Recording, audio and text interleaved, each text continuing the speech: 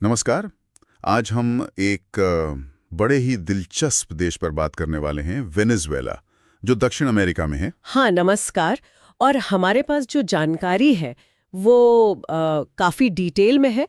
Venezuela की एक पूरी तस्वीर खींचती है, ऐसा कह सकते हैं। बिल्कुल। तो आज हम इसी जानकारी को बेस बनाकर वेनेजुएला की इस कहानी को थोड़ा समझने की कोशिश करेंगे। मतलब एक तरफ तो बेशुमार कुदरती दौलत है, गजब की खूबसूरती, और दूसरी तरफ आजकल हम जो सुनते हैं वो गंभीर संकटों के बारे में है। सही कहा। ये एक ऐसा देश है जहाँ मतलब बहुत विरोधाभास दिखता है। एक तरफ बहुत चमक है तो दूसरी तरफ उतना ही गहरा अंधेरा भी है ना? कमाल की बात है। सोचिए, दुनिया का सबसे ऊंचा झरना एंजल फॉल्स वही है। हाँ और दुनिया के सबसे बड़े तेल के भंडार वो भी वहीं। हाँ। और फिर भी वही देश आज इतने बुरे आर्थिक और मानवीय संकट से गुजर रहा है। ये कैसे हो सकता है? बिल्कुल, यही सवाल सबसे अहम है। तो चलिए इसी को समझने की कोशिश करते हैं। शुरुआत शायद हमें इसकी भूगोल मतलब इसकी लोकेशन और प्राकृतिक बनावट से करनी चाहिए। ठीक है, तो वेनेजुएला है कहाँ एग्जैक्टली दुनिया के नक्शे पर? ये दक्षिण अमेरिका महाद्वीप में है, बिल्कुल टॉप पर, मतलब उत्तरी तट पर। अच्छा, उत्तरी तट पर। राजधानी कराकस है, राइट? हाँ, कराकस। और अगर इसकी सीमाओं की बात करें तो उत्तर में पूरा कैरिबियन सागर लगता है, कैरिबियन। पश्चिम में कोलंबिया है, दक्षिण में ब्राजील है और पूरब की तरफ गुयाना। तो लोकेशन वाइज काफी अहम है। हाँ, लगता तो है। और सिर्फ लोकेशन ही नहीं, यहाँ की जो भौगोलिक विविधता है वो तो कमाल की है। जैसे आपने एंजल फॉल्स का जिक्र किया, हाँ, वो वाकई दुनिया का सबसे ऊंचा जलप्रपात है। आप सोचिए, लगभग 1 किलोमीटर की ऊंचाई से पानी गिरता है। बाप रे, 1 किलोमीटर! हाँ, लेकिन सिर्फ वही नहीं है, एक बहुत बड़ी नदी है ओरिनोको। वो देश के बहुत बड़े हिस्से से गुजरती है। फिर घास के बड़े बड़े मैदान हैं जिन्हें लॉस ल्यानोस कहते हैं। लॉस लियानोस, ये सुना है मैंने, शायद पशुपालन वगैरह के लिए। बिल्कुल, वो अपने आप में एक अलग ही दुनिया है। और तो और अमेज़न का जंगल, दुनिया का सबसे बड़ा रेन फॉरेस्ट, उसका भी एक हिस्सा वेनेजुएला में पड़ता है। अरे वाह! मतलब ऊंचे पहाड़ भी, झरने भी, विशाल नदियां, घास के मैदान और घने जंगल भी, सब कुछ एक ही देश में। हाँ, यही तो खासियत है। और इसी विविधता को सहेजता है कैनाइमा नेशनल पार्क। एंजल फॉल्स भी इसी पार्क में है और इसे यूनेस्को ने वर्ल्ड हेरिटेज साइट का दर्जा दिया हुआ है। अच्छा, यूनेस्को साइट, मतलब दुनिया के लिए महत्वपूर्ण। हाँ बिल्कुल। ये दिखाता है कि वेनेजुएला सिर्फ तेल के लिए ही नहीं जाना जाता, बल्कि कुदरत ने इसे बेहिसाब खूबसूरती दी है। और इस जानकारी में कैरिबियन तट के मार्गरीटा आइलैंड का भी जिक्र है। हाँ, वो तो शायद टूरिस्ट स्पॉट है। हाँ, काफी पॉपुलर टूरिस्ट डेस्टिनेशन है। और एक और अनोखी जगह है रोराइमा पर्वत, वो टेबल टॉप माउंटेन जिनकी चोटियां एकदम सपाट हैं। हाँ हाँ, वो तस्वीरें देखी हैं, अजीब सी लगती हैं, जैसे किसी और ग्रह की हों। बिल्कुल, तो सही कहा आपने। लगता है कुदरत ने इसे देने में कोई कसर नहीं छोड़ी। लेकिन यहीं से कहानी का दूसरा और ज्यादा मुश्किल हिस्सा शुरू होता है। हाँ, अब आते हैं अर्थव्यवस्था पर। जैसा हमने शुरू में कहा, और जो बात सबसे ज्यादा मतलब चौंकाती है वो ये कि जानकारी कहती है वेनेजुएला के पास दुनिया के सबसे बड़े प्रमाणित तेल भंडार हैं। सबसे बड़े पूरी दुनिया में। हाँ, और इसी तेल के दम पर एक जमाना था जब ये देश काफी अमीर माना जाता था, खुशहाल था। और यहीं पर वो विरोधाभास एकदम साफ नजर आता है। इतने बड़े तेल के भंडार है, लेकिन आज की जो तस्वीर है जानकारी के मुताबिक वो एक भयानक आर्थिक संकट की है। इसमें सबसे पहले तो हाइपर इन्फ्लेशन, मतलब चीजों के दाम बेतहाशा बढ़ रहे हैं। हाइपर इन्फ्लेशन मतलब पैसे की कोई कीमत ही नहीं रह जाती है ना? आज जो चीज 100 की है, कल वो 1000 की हो सकती है। हाँ, कुछ ऐसा ही समझिए।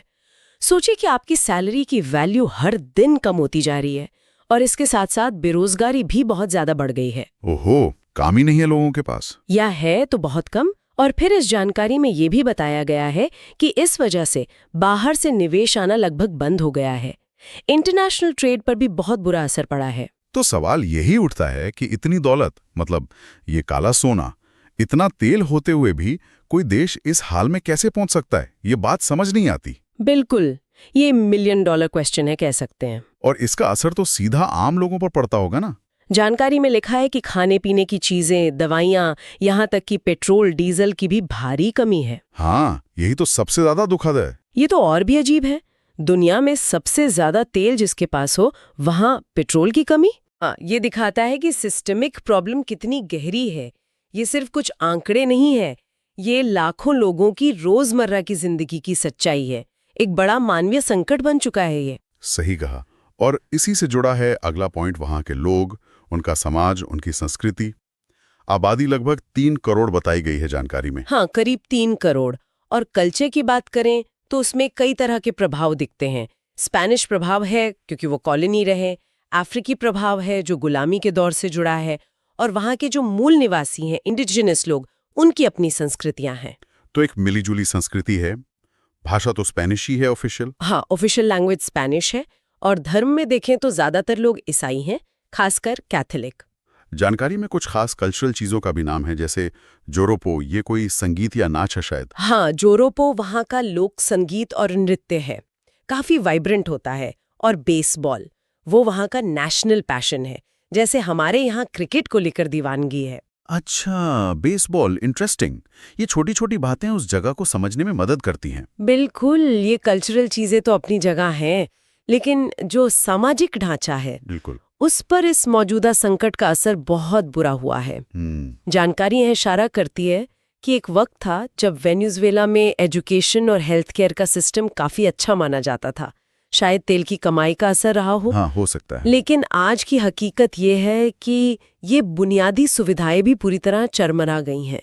स्कूल, अस्पताल, सब पर बहुत बुरा असर पड़ा है। जब पढ़ाई और इलाज ही ठीक से ना मिले तो समाज का क्या हाल होता होगा? बहुत बुरा। और इसी का एक नतीजा है जिसके बारे में जानकारी बताती है कि लाखों लोग, आबादी का एक बहुत बड़ा हिस्सा, देश छोड़कर चले गए हैं, पड़ोसी देशों में या जहां भी उन्हें पनाह मिल सके। लाखों लोग, ये तो बहुत बड़ा माइग्रेशन क्राइसिस हुआ। हाँ, ये किसी भी देश के लिए बहुत दुख की बात होती है जब उसके नागरिक ही उसे छोड़कर जाने पर मजबूर हो जाएं। ये दिखाता है कि संकट कितना गहरा है, उसका मानवीय पहलू कितना गंभीर है। सच में बहुत दुखद है ये। अच्छा, अब जरा पॉलिटिक्स पर भी बात कर लेते हैं, जो जानकारी में दिया गया है। सिस्टम तो फेडरल रिपब्लिक है ना, संघीय गणराज्य। हाँ, फेडरल रिपब्लिक। लेकिन यही एक और कॉम्प्लिकेशन है। जानकारी के मुताबिक जो मौजूदा सरकार है या शासन व्यवस्था है, उसको लेकर विवाद है। विवाद? हाँ, मतलब उसकी वैधता पर सवाल हैं। ऐसा लगता है। जानकारी में लिखा है कि राष्ट्रपति पद को लेकर स्थिति शायद 2025 तक साफ होगी। हम यहाँ कोई साइड नहीं ले रहे, बस जो लिखा है वो बता रहे हैं कि एक तरह की अनिश्चितता है। अच्छा, और करेंसी तो बोलीवर है, पर जानकारी ये भी कहती है कि यूएस डॉलर भी खूब चलता है वहाँ। हाँ, ये अक्सर तब होता है जब लोकल करेंसी पर से लोगों का भरोसा उठ जाता है, हाइपर इन्फ्लेशन की वजह से। तो लोग डॉलर इस्तेमाल करने लगते हैं लेन देन के लिए। ये भी आर्थिक अस्थिरता का ही एक लक्षण है।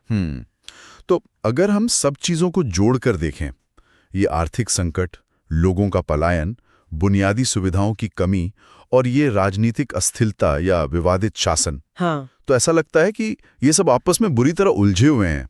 एक प्रॉब्लम दूसरी को बढ़ा रही है शायद। बिल्कुल, ये एक तरह का विशियस साइकिल बन गया लगता है। राजनीतिक अस्थिरता से आर्थिक फैसले लेना मुश्किल होता है, नीतियां लागू नहीं हो पाती, बिगड़ती अर्थव्यवस्था से सामाजिक तनाव बढ़ता है, लोग देश छोड़ते हैं, और ये सब मिलकर फिर राजनीतिक माहौल को और खराब करते हैं। सही कहा। ऐसा लग रहा है जैसे सारी कड़ियां जुड़ी हुई हैं और एक बहुत ही मुश्किल तस्वीर बना रही हैं।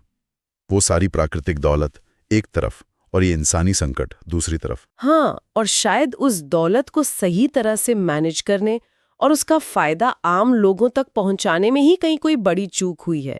ये एक बहुत जटिल स्थिति है जिसका कोई आसान जवाब नहीं है। तो हमने वेनेजुएला के कई रंग देखे आज, उसकी गजब की कुदरती खूबसूरती, वो एंजल फॉल्स, वो तेल के भंडार, हाँ, वो अमेज़न का जंगल, कैरिबियन तट, और फिर दूसरी तरफ वो गहरा संकट, आर्थिक बदहाली, खाने पीने, दवा की कमी, लोगों का पलायन। तो इस सारी जानकारी का निचोड़ क्या कहेंगे? निचोड़ शायद यही है कि वेनेजुएला एक विरोधाभासों का देश है, कम से कम आज के हालात में।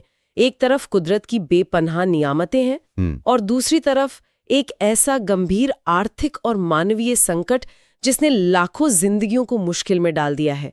बुनियादी जरूरतें पूरी नहीं हो पा रही, लाखों लोग घर छोड़ चुके हैं और राजनीतिक स्तर पर भी जैसा बताया गया एक अनिश्चितता और विवाद का माहौल है। तो ये कॉन्ट्रास्ट ही, ये विरोधाभास ही शायद आज की वेनेजुएला की कहानी है। अपार दौलत के बीच गहरी मुसीबत। बिल्कुल। अगर कुछ खास बातें याद रखनी हो इस चर्चा से तो वो यही हैं: दुनिया का सबसे बड़ा तेल भंडार, दुनिया का सबसे ऊंचा झरना, और साथ ही हाइपर इन्फ्लेशन, चीज़ों की किल्लत, माइग्रेशन क्राइसिस और एक कॉम्प्लिकेटेड पॉलिटिकल सिचुएशन। इन दोनों चेहरों को एक साथ देखना ज़रूरी है, जैसा कि इस जानकारी से हमें समझ आता है। तो ये थी वेनेजुएला पर हमारी आज की बातचीत, जो हमारे पास उपलब्ध जानकारी पर आधारित थी। कोशिश थी कि इसकी खूबसूरती, इसके रिसोर्सेज और इसकी चुनौतियों की एक झलक दे सकें। हाँ, और जाते जाते एक सवाल शायद हम छोड़ सकते हैं सोचने के लिए, जो इसी जानकारी से ही निकलता है। हाँ जरूर। कि वेनेजुएला के पास जो ये इतनी प्राकृतिक दौलत है, ये विविधता है, अगर किसी तरह से ये जो मौजूदा आर्थिक और राजनीतिक मुश्किलें हैं, इनका कोई हल निकल पाए, तो इस देश का भविष्य क्या हो सकता है? क्या ये देश अपने पोटेंशियल को दोबारा हासिल कर पाएगा? ये एक बड़ा सवाल है जिसका जवाब तो खैर वक्त ही देगा।